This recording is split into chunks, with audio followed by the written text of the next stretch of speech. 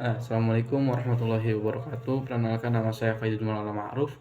Saya dari kelompok 3 yang akan membahas tentang latar belakang pendidikan guru di Indonesia. Di sini saya tidak sendirian, saya dengan teman saya yaitu ada Halimah dan Dela.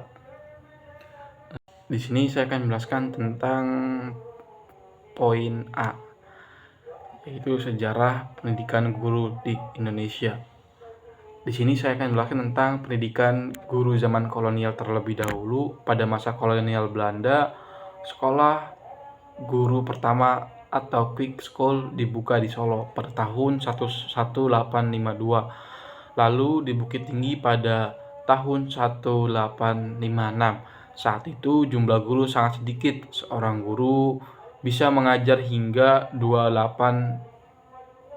murid atau 285 murid dalam satu kelas. Kebutuhan guru sangat tinggi. Syarat masuk quick school pun dibuat sangat mudah. Hanya cukup berusia antara 14 sampai 17 tahun.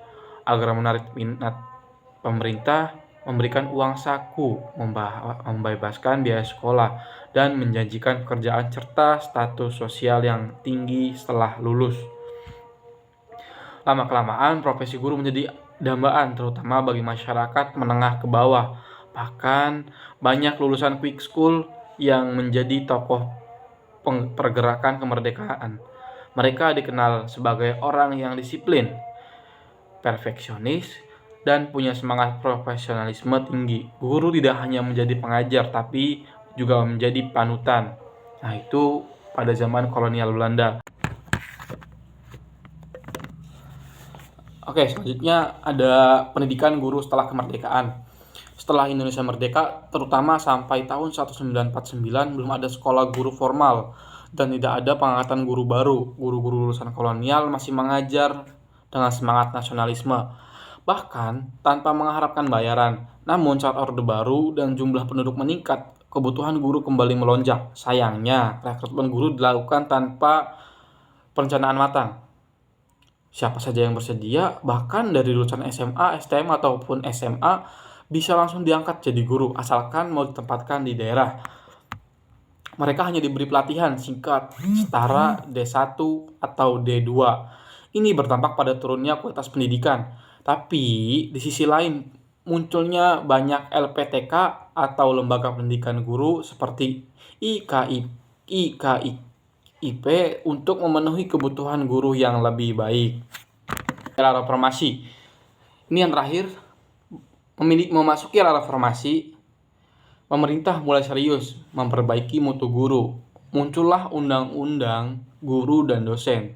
Tujuannya adalah 2. Yang pertama, meningkatkan kualitas pendidikan guru lewat jenjang pendidikan yang lebih tinggi dan sesuai bidang. Dan yang kedua, memberikan tunjangan profesi bagi guru bersertifikat. Dibentuk pula program pendidikan profesi guru atau PPG.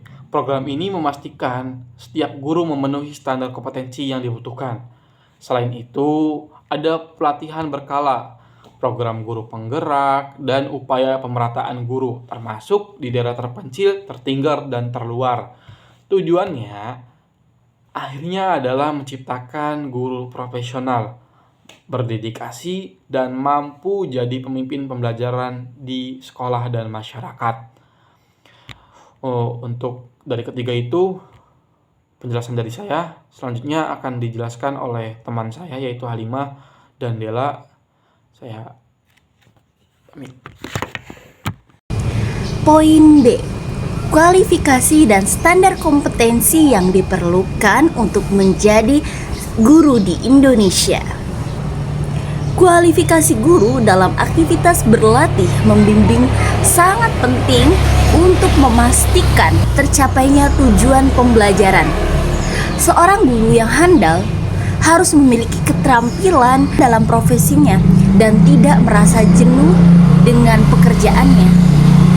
Dikutip dari Hadiati, Agustina, dan Anggun pada tahun 2025. Nah, kualifikasi guru dalam kegiatan belajar mengajar menentukan tercapainya tujuan pembelajaran.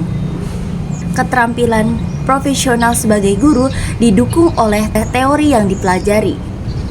Seorang guru yang berkompeten harus senantiasa mengkaji dan memperdalam perannya sebagai guru yang mempunyai hak, tetapi juga kewajiban yang harus dipenuhi secara profesional.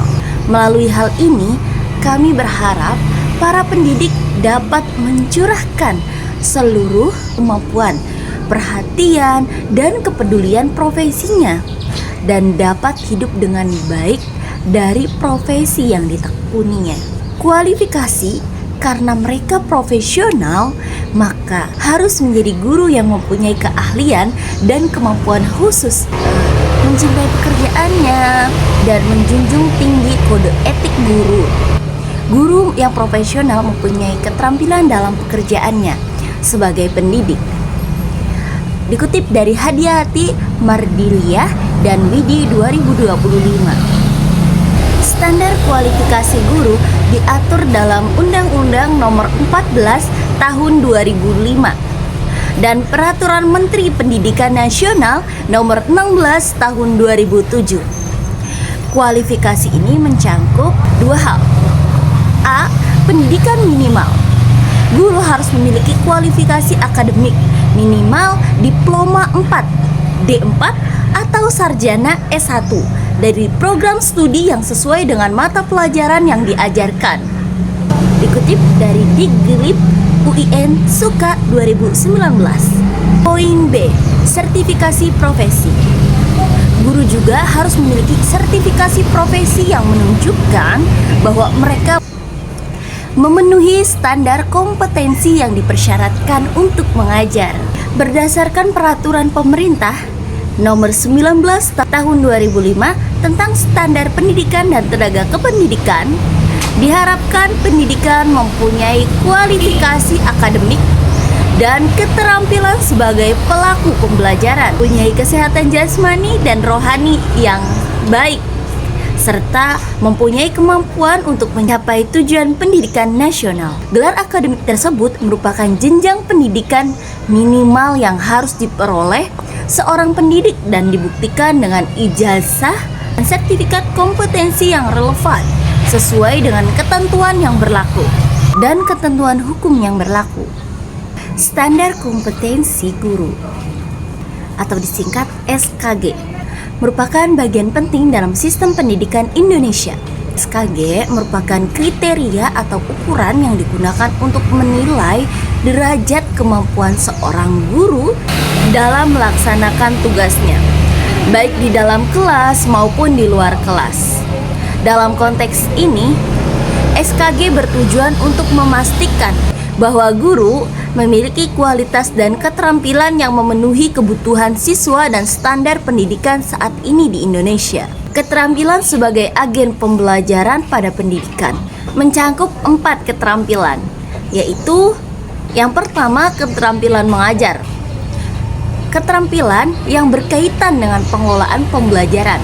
Selanjutnya, keterampilan kepribadian, yaitu keterampilan yang berkaitan tantangan yang dihadapi oleh guru dalam masa pendidikan dari awal kemerdekaan hingga sekarang. Nah, di sini saya akan membahas menjadi 3 bagian atau 3 fase, yaitu yang pertama pada masa awal kemerdekaan, yang kedua pada masa reformasi, dan yang ketiga fase atau masa awal munculnya teknologi hingga sekarang. Nah, yang pertama itu pada awal kemerdekaan. Ada beberapa tantangan yang dihadapi dalam pendidikan guru saat ini, yaitu yang pertama adanya kekurangan guru, di mana jumlah guru pada saat itu benar-benar tidak mencukupi kebutuhan siswa yang ada. Kemudian yang kedua adalah kualifikasi guru yang beragam. Yang ketiga, banyak sarana dan prasarana yang terbatas, khususnya di daerah yang terpencil. Kemudian yang keempat yaitu banyak perubahan kurikulum, di mana guru harus cepat beradaptasi dengan perubahan yang ada. Nah, lalu apa sih solusi yang dapat dilakukan oleh pemerintah dalam menghadapi tantangan di masa itu? yaitu yang pertama, pemerintah membuka SPG atau Sekolah Pendidikan Guru, yang mana tujuannya itu untuk mencetak guru lebih banyak. Kemudian yang kedua yaitu ada penataran dan kursus singkat. Kemudian era yang kedua yaitu era reformasi.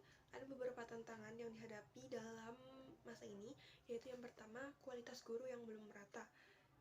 Dan yang kedua, itu kesejahteraan guru belum memadai, di mana gaji dan tunjangan tidak sesuai dengan tanggung jawab yang dilakukan oleh guru pada saat itu.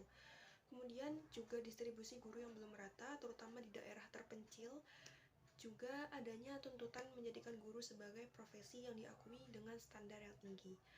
Lalu, apa sih yang bisa dilakukan oleh pemerintah dalam mengatasi tantangan ini? Yang pertama, yaitu pemerintah mengadakan program sertifikasi guru, yaitu PPG atau Pendidikan Profesi Guru. Kemudian, pemerintah juga mengeluarkan Undang-Undang Nomor 14 Tahun 2005 yang mengatur hak dan kewajiban guru serta peningkatan kesejahteraan guru. Dan yang terakhir, pemerintah juga melakukan pelatihan dan pemerataan guru. Selanjutnya, era teknologi hingga sekarang. Tantangan yang dihadapinya, yang pertama, kesenjangan digital. Tidak semua guru memiliki akses yang sama terhadap teknologi dan infrastruktur pendukung, terutama di daerah yang tertinggal. Yang kedua, kompetensi digital guru yang bervariasi. Nah, tingkat kemampuan guru dalam memanfaatkan teknologi untuk pembelajaran sangat beragam. Banyak guru yang belum familiar dengan platform daring, aplikasi pendidikan, dan alat digital lainnya. Yang ketiga, adaptasi terhadap pembelajaran jarak jauh atau PJJ. Pandemi COVID-19 mempercepat adopsi PJJ. Namun, banyak guru yang belum siap secara pedagogis dan teknik untuk melaksanakan pembelajaran daring yang efektif. Yang keempat, kurikulum yang relevan dengan era digital. Kurikulum perlu terus diperbarui agar relevan dengan keterampilan abad ke-21 dan memanfaatkan potensi teknologi dalam pembelajaran. Kelima, pengembangan konten pembelajaran digital yang berkualitas. Kesediaan materi ajar digital yang menarik, interaktif, dan sesuai dengan kurikulum masih terbatas. Yang keenam, literasi digital dan keamanan cyber. Guru perlu memiliki pemahaman yang baik tentang literasi digital dan keamanan cyber untuk melindungi diri dan siswa di lingkungan daring. Yang ketujuh, perubahan peran guru. Guru tidak lagi hanya sebagai sumber informasi utama, tetapi juga sebagai fasilitator, motivator, dan pembimbing dalam proses pembelajaran yang berpusat pada siswa. Solusi yang dilakukan pemerintah, yang pertama, pelatihan dan pengembangan kompetensi digital guru. Program pelatihan yang berfokus pada pemanfaatan berbagai platform dan aplikasi pendidikan, pembuatan konten digital, dan strategi pembelajaran daring yang efektif. Yang kedua, penyediaan infrastruktur dan akses teknologi yang merata. Investasi dalam penyediaan perangkat keras, perangkat lunak, dan konektivitas internet yang memadai di seluruh wilayah Indonesia. Pengembangan kurikulum yang terintegrasi dengan teknologi, mengintegrasikan teknologi sebagai alat bantu, dan mengembangkan keterampilan digital siswa. Yang keempat, penguatan komunitas belajar guru atau disingkat KBG. Berbasis digital, memfasilitasi guru untuk berbagai praktik baik, sumber daya, dan dukungan teknis secara daring.